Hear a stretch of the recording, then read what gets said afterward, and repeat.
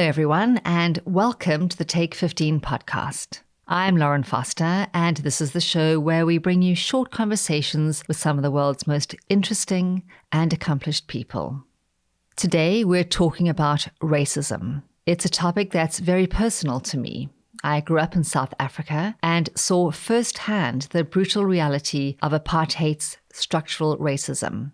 Nowadays, America is reckoning with racism, whether it's individuals, organizations, or industries, including our own, the investment industry. Many are asking, what should our actions be to confront racism? As responsible investment professionals, what steps can we take as individuals?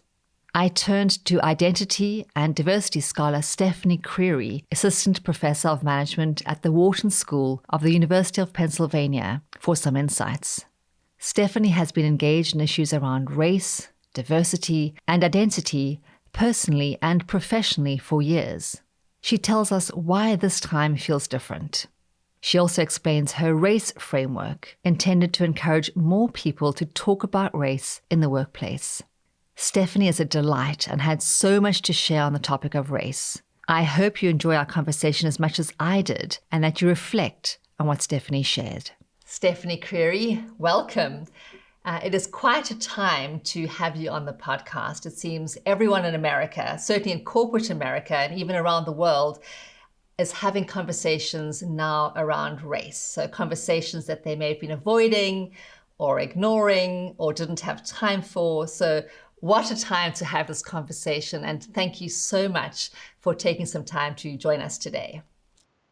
Well, thank you so much for having me. It's a pleasure to be here. So I'd love to start actually by just asking how you're doing. I imagine that you have felt a range of emotions over the past month or so.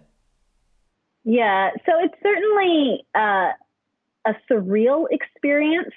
The way that I describe it is I'm simultaneously exhausted, yet energized and hopeful. And I'm not sure I would ever put those three words into a sentence, but I think it certainly explains how I'm feeling. I think it's really hard, right? I'm a Black woman. So when I hear people talking about race, I hear people talking about me. And so I have my own personal experiences that I'm dealing with, but I'm also an expert on the topic. So it means that my inbox is full, my phone is ringing off the hook. And so, I've had to do a lot of introspection around how do I support other people in this work while I'm having my own experience. So it's been a challenge, but it's been a great opportunity. I'm just happy that we're here and that people are willing to listen and do the work, of course. Yeah. And there's a lot of work to do. That is for sure. So you've been engaged in issues around race, diversity, identity, as you said, both personally and professionally for years. So many people say that this time feels different, that there's a real window for change right now. Does it feel different to you? Absolutely. I would say the biggest difference is that corporate America, and I just loosely use that term, but it means a lot to us, has taken a stance, right? And has said, we will not stand for racial injustice, inequity, and we want things to change. And corporate America's conversation about diversity and inclusion for the last 20 to 30 years has not been about equity. It has been about the business case. So the fact that there are all of these companies that many of them do have quite a robust set of practices and policies and initiatives around the business case for diversity. They're talking about equity and justice with respect to race. I mean, obviously, they believe that it will also help them perform better, but that's in the background right now. So that's really different is sort of the sets of equity-based and moral arguments that are being made around diversity and inclusion. I think the other piece is certainly that we're talking about race, right? This is a topic that is often relegated to the lawyers when there's a race-based discrimination lawsuit. And it is not a conversation that we, by and large, are comfortable having in the US and around the world. So that's what feels different, is this isn't a side conversation that Black and brown employees are having. This is a conversation that everybody is trying to have. however elegantly or inelegantly. Well, that's actually a great segue because my next question was going to be on the topic of taboo. And we know that race is a taboo topic, not just in the US, but as you say, sort of globally. And it sort of makes me think of something that's Michelle Norris, who's an award-winning journalist. She started the Race Card Project. You know, it's taboo, but we can't ignore it. And she has this great line. She says, "Race is a bright and throbbing vein in America's body politic. And to understand America, you have to understand its racial dimensions and its racial history, and you have to understand the reality of race today." But she also says there's real peril in engaging in these conversations, and it requires courage and the ability to be uncomfortable. So I know that you want people to talk about race, to sort of lean into that discomfort. And in fact, you've created something called the Race Framework. So give us the sort of the backstory. How did this come about and how can people use it? And also I understand it first started out as individuals, but now corporations are using it. So sort of walk us through that. Yeah, so I created this framework this past February because I was asked to attend a symposium at Harvard Business School, specifically to offer the perspective of what it's like to engage in conversations about racial equity in a business school. And I'm in a business school and a conservative one at that. And certainly how I engage people from practice and industry in my class as a way of helping to create cross-learning between academics and practice. And so this was something to help me organize my thoughts, but it also was done with the purpose of helping people to understand how much frameworks and structure are really important when you want to engage in conversations that may have been deemed taboo or difficult. So I decided to name this race because we have a hard time saying the word race. We actually have a hard time saying Black, saying white, saying Asian, saying Hispanic and Latino, because many of us were taught that to be colorblind, right? And this is obviously after centuries of racism. We were taught that the remedy for racism was to not say anything about someone's race at all. And so we're in a bind, right? Because when we decide that we're not going to talk about it, sometimes that helps us think that it's no longer important. So the race framework was, let me just say it for you so that every time you talk about my framework, you have to say the word race, because that's part of the problem is in naming it. And then the R in the race framework is recognizing the anxiety that people have. And so I say we need to reduce the anxiety that there is in talking about race by also recognizing that there is a lot of anxiety. So what you just said was perfect, right? This idea that it's taboo, we have to confront this large history. I say people don't want to be called racist. And so all of that pre-work is so important when we talk about race in the workplace. So that's what R. A is understanding that race swings this pendulum of being invisible or hypervisible depending on your experiences. I'm a Black African-American female professor at an elite business school. People notice my race and people comment on my race, usually in a very positive way, like you're the first Black professor I've ever had. So I'm not running away from my race because somebody on a regular basis is reminding me that it exists. But I recognize that for my white colleagues and my students, this is not something that they're constantly engaging with. And so how do we normalize the experience of and a conversation about race so that it's not just invisible or hypervisible? The C is about you need help, calling on internal and external allies for help. Companies have been very good at knocking on the doors or sending emails to their Black and brown colleagues in the last month, but not as good at understanding that those people are really tapped out and burnt out. So who else can you call? Well, that's when they call me, right? So the reality is there's lots of people out there with subject matter expertise. How do you lean on them for when you need help? But also understand that white bosses and managers and leaders need to learn how to facilitate these discussions themselves. And finally, the E is expecting that you'll need to provide people with some answers. And I call answers frameworks and tools.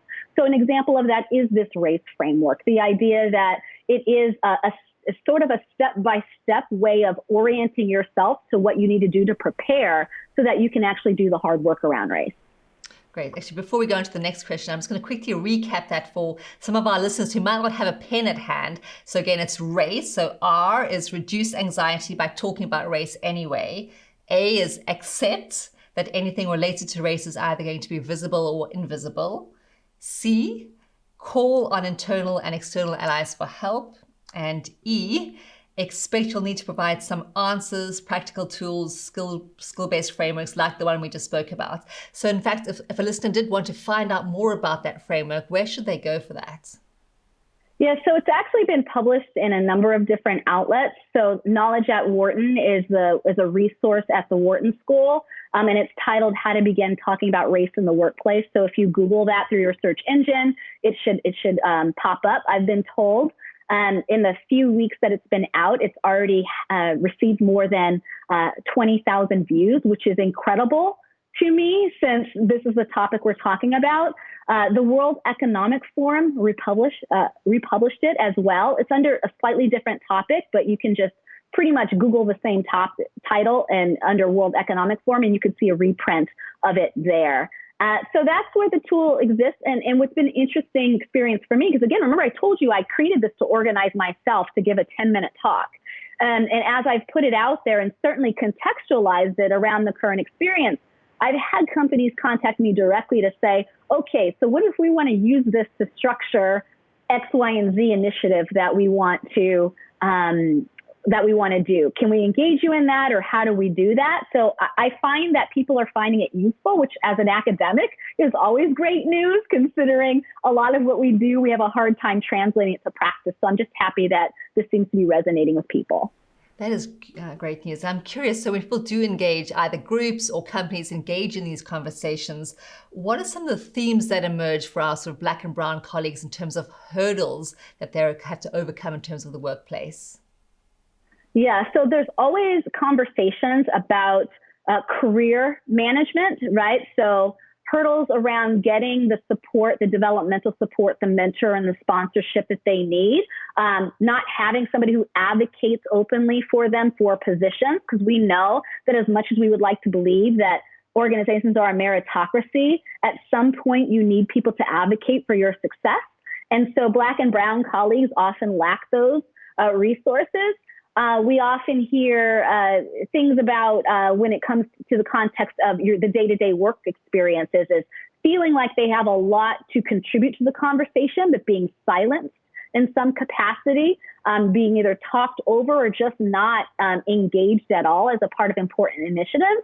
And these all become consequential. And then certainly around the context of right now, whenever we have a period of heightened sensitivity or experiences around race, we have to remember that our Black and brown colleagues, again, as I explained my own experience, you feel it personally because that's your community and your family, broadly speaking, being projected in all sorts of outlets. And so what that does is that creates an extra set of, I think, stress, burdens, sensitivities, and then we have to show up and go to work, right? And so that's what I hear as companies have started talking about race is a greater appreciation for understanding the experiences right now for Black and brown colleagues who are also having to figure out, do I or do I not bring up the fact that I just wanted to lay in bed this morning and not get out of bed? And so I appreciate that that's coming up as well, because I think for so long we've tried to say, separate yourself from your work, just do your work and forget about that. But I can say we all are having a hard time turning the other cheek right now. And I think because this has now, the experience of race and racism in America has affected so many more of us now, I think there's greater understanding of what that experience has often felt like for Black and brown employees. I'd love to spend a bit of time on culture, and I know that you do a lot of work on understanding culture, sort of firm culture and organizational culture. Can you just start by walking us through what culture means and some of the cultural norms that come up in your research, particularly as it applies to Black and brown colleagues in the workplace and in the investment industry? Yes. So culture, there's a great definition by Ed Schein, and he defines culture in terms of, values and artifacts, and certainly other types of norms that exist in the workplace. And so when we're thinking about what makes us as an organization, what defines our cultures, it's the values that we say are important if you want to belong here. It's the norms that we create around how you engage and how you present yourself that we expect from everyone. And it's also the way that things look and appear. That's the artifacts piece, right?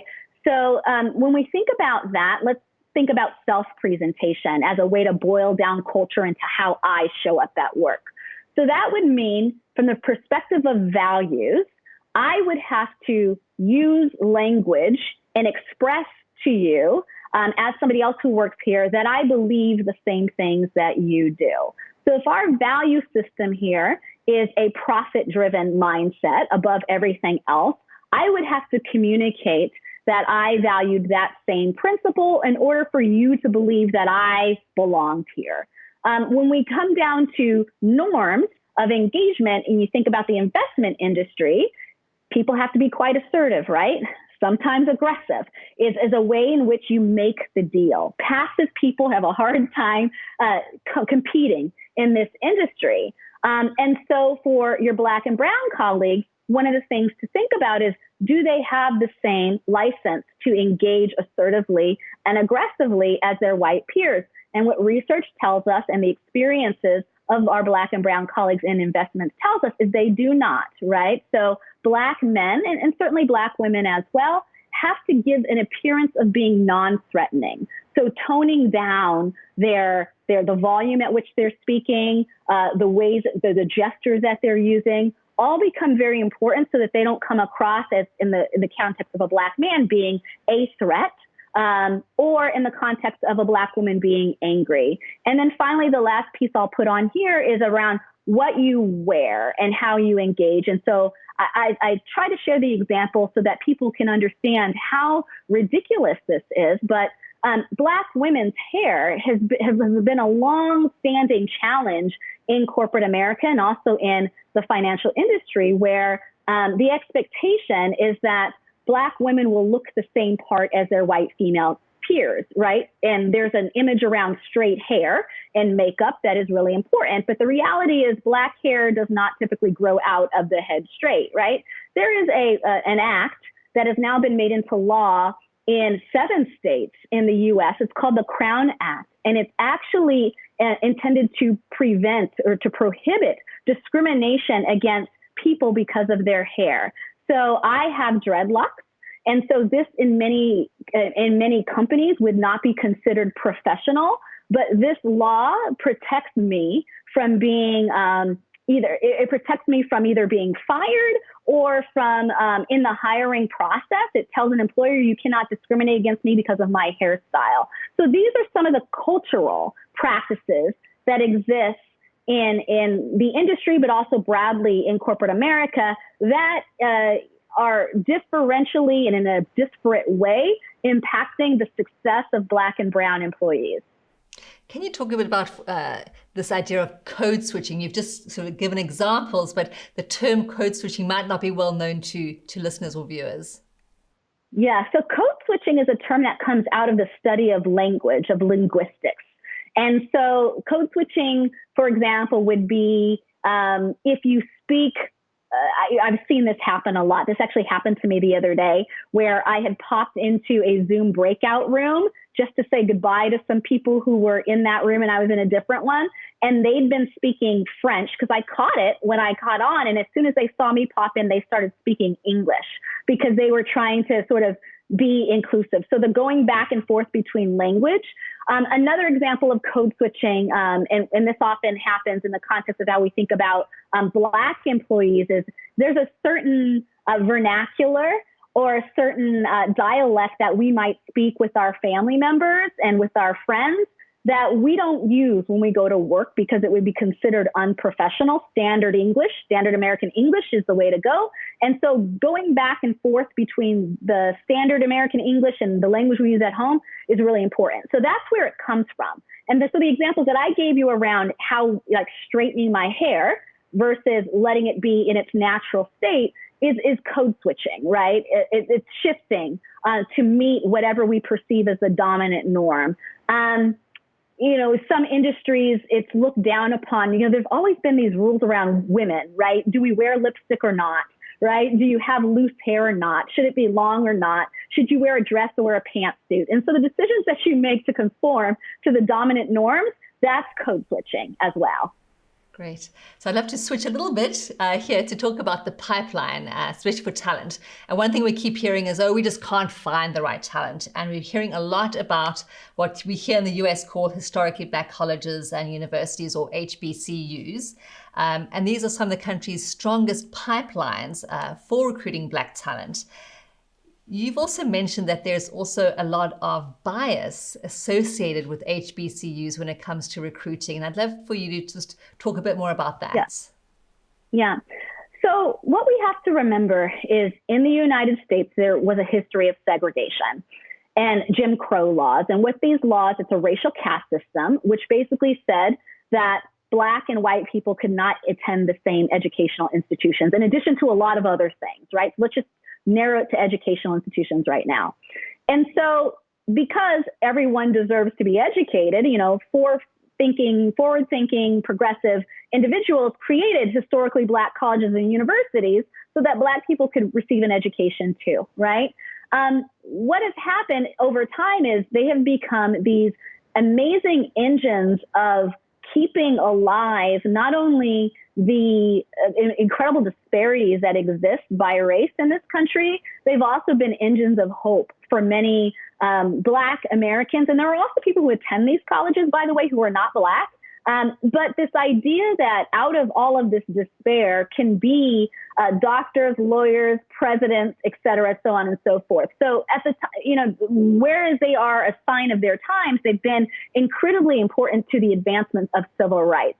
Now, the reality is that they are a mystery to the average person, right? And so sometimes what happens, and psychology tells us, when we don't understand something, it's easy for us to paint it as inferior. Because if we don't know about it, clearly the idea is that it must not be important, right?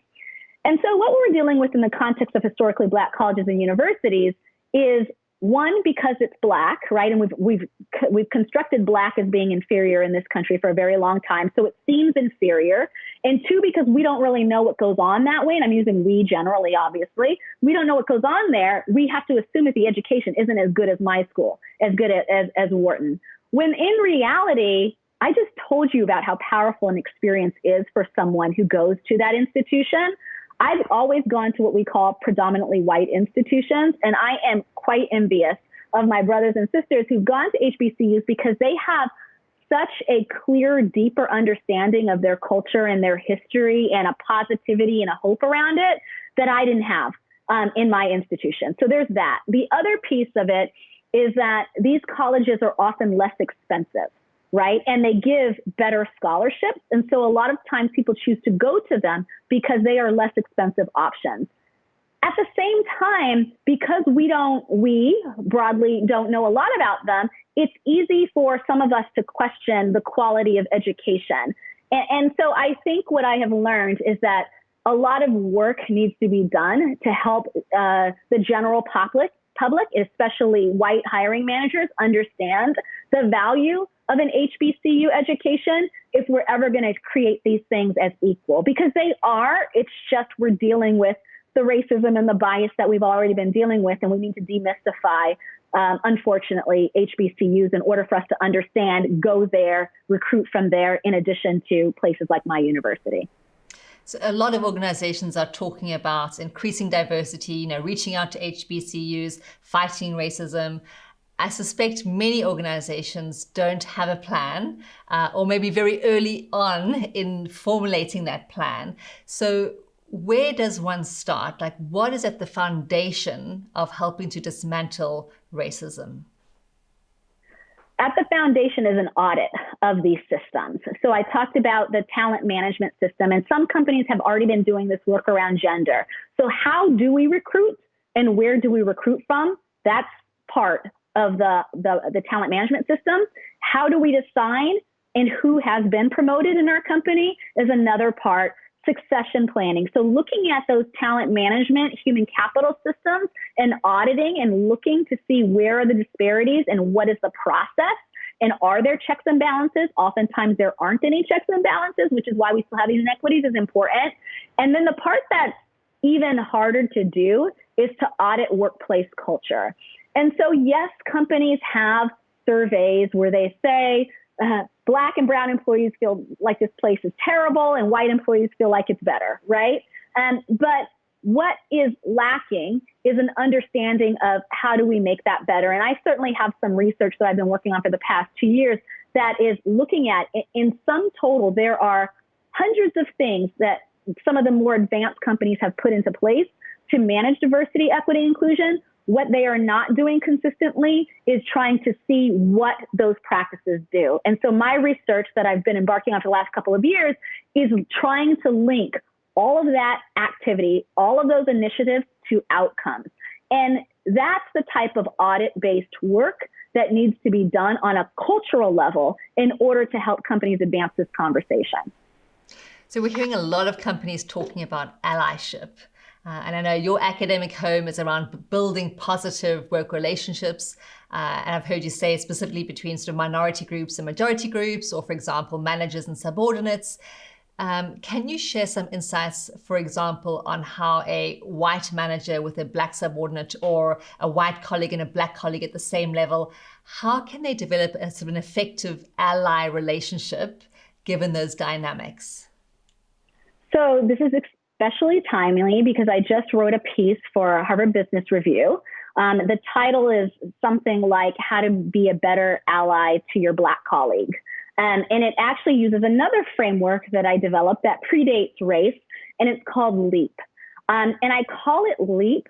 I mean, obviously L-E, A, and P stand for something, but I call it LEAP because as I've thought about relationships across difference, to me, it's always interesting that, again, this is the anxiety part. So what's the anxiety? The anxiety is that if I say or do something wrong, I'm going to further damage or completely damage this relationship. And so LEAP is about, I don't want to construct it as risk. That sounds negative. It's also leaping towards opportunity. So how about that? Leap towards the opportunity. And sometimes that requires us to step outside of what feels comfortable. So with LEAP, L stands for, listening, looking and listening and learning. So looking and listening and learning from your Black colleagues about what their experiences are like. Now, somebody asked me this earlier. They said, well, how do you do this? I mean, I don't want to just walk up to a Black person and say, how are you feeling right now? Or can we sit down and talk about race? And I said, yeah, that's a little threatening, right? I will admit. And so this is where companies come in, is offering even informal structured opportunities, saying, hey, from 12 to 1, we're going to have a facilitated dialogue about race. You are welcome to join, right? I also say that many companies have meetings for Black and brown employees that are open. So that's a great place to go listen and learn from Black colleagues about their experiences. Research tells us that Black and brown colleagues are more likely to share their experiences with other Black and brown colleagues rather than in a room that's all white. E is about engaging in these settings. So, for example, also in ERG or interpersonally. And I talk about engaging in informal settings. So I just told you the challenges that Black and brown colleagues have with having to self-present and sometimes in ways that are stepping outside of what they are normally accustomed to make sure that they, quote unquote, fit in, right? And so that tells you that there's this idea that Black and brown people feel, and the research supports this, is that they have to overperform or they have to do more in order to be accepted. And so if you're going to engage in a conversation about race, it should be in a non-evaluative setting, right? Someplace that is casual, someplace where it doesn't feel like the stakes are high, or else it is going to be very hard for your Black colleagues to talk to you about their racial experience. A is about asking about their work. Research, my research and other research suggests that Black and brown colleagues are often asked about their culture, about their race, about their food, about all these things that are not work related by people who they don't have close relationships with. And they're not asked as much about what they're working on, right? And so as we're trying to talk about creating equity, ask your Black colleagues what they're working on so that you might be able to see a way in which you can help support. And then the P is actually providing that support, providing that advocacy that they need in order to be successful. That sounds like a great framework. We'll have to look that up in HBR. It sounds like a good article. So I've heard you talk about this idea of resilient hope, and I really liked it. Yeah. Could you just explain that for listeners briefly, please?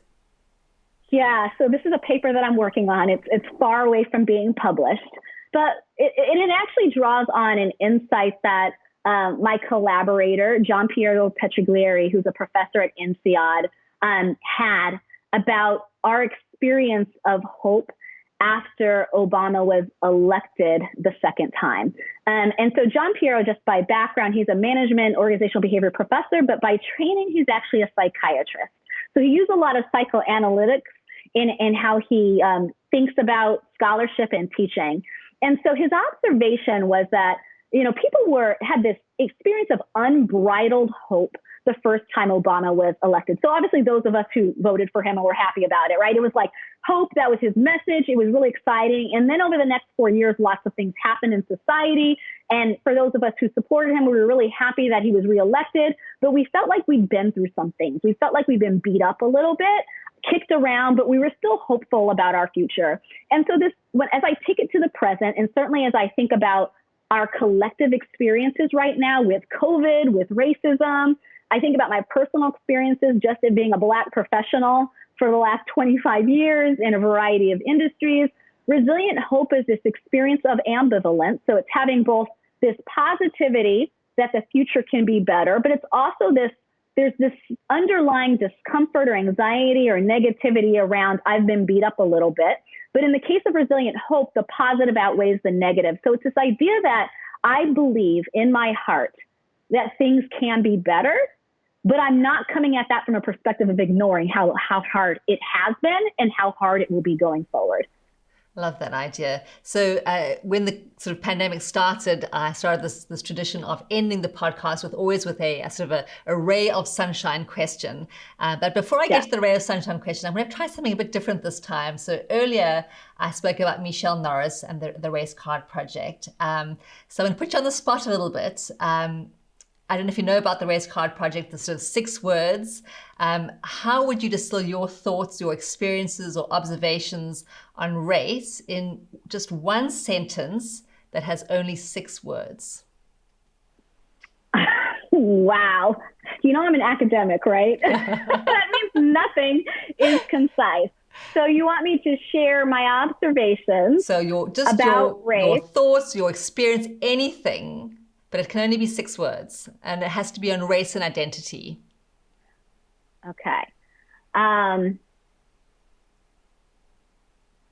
White people are finally getting it. That's a good one. Really good. All right. On to the ray of sunshine question. What's one positive thing in your life that has emerged from your experience in COVID and the lockdown and the pandemic these last few months? I feel like people are listening to what I am saying, and I am becoming a better listener. That is a great note on which to end. Stephanie Creary, thank you so much. I so appreciate your time today. Thank you for your incredible work, all that you do to fight racism and to help educate everyone. Thank you so much.